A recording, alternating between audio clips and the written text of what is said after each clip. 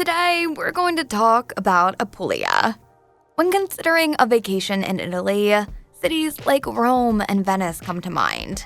Touristy and loaded with fun.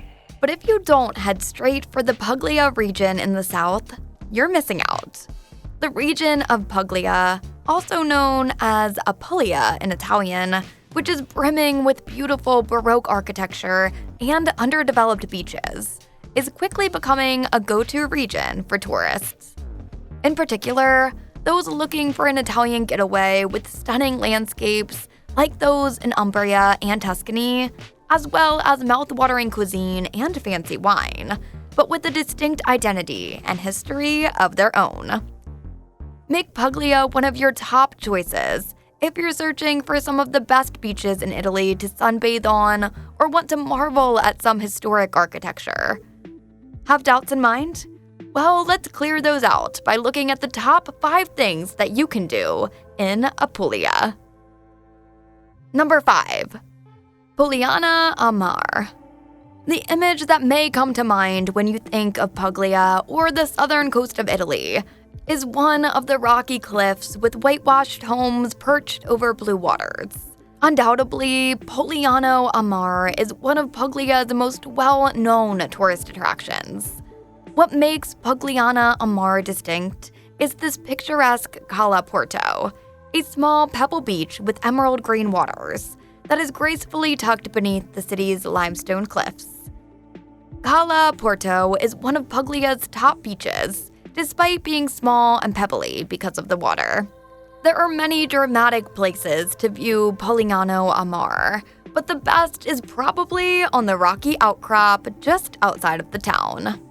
Behind the main walls is a maze of whitewashed streets inside the town, which is frequently overlooked in the striking coastal photographs. Gelato shops feature colorful flower pot decorations, and outdoor dining areas serve Puglian specialties. Pugliano a Mare is one of the Puglia towns that are easiest to access because a train runs from there to Bari Airport, connecting them both and making it easy for tourists to come to visit it. You can explore the poetry painted on the walls of its old town, or take a boat tour of the caves scattered throughout the cliffs below.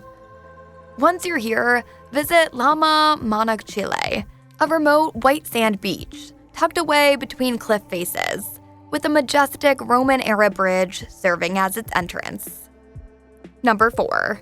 Stay at a Trullo in Alberobello. Another well-known town to visit in Puglia is Alberobello, which is listed as a UNESCO World Heritage Site. The historic streets are not only quieter, but the lovely golden light on the round, whitewashed homes keeps them alive. With their conical roofs and whitewashed exteriors, Trulli houses can be found all over Puglia, though many still have their stonework exposed and haven't been painted. Alberobello is the only safe bet to see Trullo because it has the highest concentration of them in the area. The town's numerous tourist attractions, eateries, and incoming tour buses are proof of this. A more sophisticated contemporary setting of typical stores and restaurants surrounds the town's Trulli part. In the historic center, the Trulli is divided into 2 areas, one where they are more residential, and the other where they are more tourist-oriented. Not just the houses and the shops, but the church referred to as the Church of St. Anthony is also an enormous Trullo. Once you've contributed your fair share, visit the Trullo Sovrano, which serves as a living history museum and offers books and souvenirs to learn more about the area's past. Number 3. Admire the Baroque architecture in Lecce. Lecce, which is tucked away on the Salento Peninsula, is a paradise for those who love architecture. You can't leave Lecce off your list of things to do in Puglia, because it is one of the best there is. To begin with, the Basilica di Santa Croce's Baroque facade is magnificent. It gets its light cream color with gold accents and rose windows due to the distinctive Lecce stone.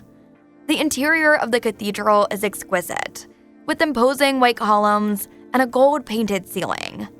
There are also 17 cool altars, artwork, and glass windows inside. The Church of St. Irene is another beautiful Baroque structure in Lecce. St. Irene's statue, a she-wolf sculpture, and an oak tree honoring the city of Lecce are all displayed on the facade. Lecce has several lovely squares, but none is more endearing than the Piazza del Duomo. It is a fantastic location to take in all of the city's architectural marvels, because it's right in the middle of Lecce's Old Town. Many of the building's intricate Baroque architecture details can be seen from the piazza's many vantage points. The famous Lecce Bell Tower, the Bishop's Residence, and the Palace of Seminary are just a few highlights of amazing architecture. Number 2. Try Puglian cuisine. The food must be taken into consideration when compiling a list of the top things to do in Puglia. Puglia is a farming region. Large tracts of the countryside have been set aside for architecture, which produces more than 40% of Italy's olive oil. The land is generally flat. Due to the region's extensive durum wheat production, some of Italy's most well-known pasta dishes and bread are made there. The region has traditionally produced delicious food using basic ingredients. This was because the south of Italy had less money than the north, and that region relied more on butter owing to a large number of olive trees in the south. This makes it a great place for vegetarians and vegans, as oil is still the most widely used cooking medium. Burrata cheese, a mozzarella-style ball packed with cream, is available everywhere and should be consumed at least once a day while on vacation. Along with the orecchiette, the region's signature pasta shape, Puglia, a style of sandwich made from pizza dough, is a must-try dish. For a solid base in regional cuisine, look at the ingredients, flavors, and dishes of Puglia. You'll be able to cook and eat like a local nonna in no time, whether you're visiting the region or trying to recreate Pugliese cuisine in your own home. Number 1. Torre Sant'Andrea. The Adriatic Sea is home to numerous well-known beaches with crystal clear water, fine sand, and breathtakingly untamed scenery. However, even within that generally picturesque context, the looming, rocky towers of Torre Sant'Andrea make the waterfront of this small Italian fishing community inconceivable. The erosive force of wind and waves pounding against the malleable coastal cliffs is what shapes Torre Sant'Andrea's sea stacks. Fragile natural bridges collapse, fissures widen, tunnels form, and lone sentinels rise above the raging surf below. Torre Sant'Andrea, which is in the heel of Italy's boot, gets its name from a watchtower built by the people in the 16th century, the ruins of which can still be seen. It is not one of these natural towers. The small public beach here is a great way to relax and offers a wild and natural setting. It is nestled in a tiny rocky bay and is lapped by crystal clear water. Sea stacks that have been shaped by the water emerge from the clear sea to the north and south of the bay, producing a magical atmosphere. This rocky section of the coast is full of large and small caves to explore. The seafloor is sandy, and on the north side of the bay, if you walk a short distance on the rock, you can find a few small flat areas on the cliff from which you can dive, if you know what you're doing. Alongside all of this, there appears to be a fairly active reggae scene here in the local nightlife. From amazing beaches to Trollo experiences to trying Puglian cuisine and diving on the simplest of beaches, Apulia is truly amazing with what it has to offer. So, when can Puglia expect you in its region? Let us know in the comments below. And as always, where to next?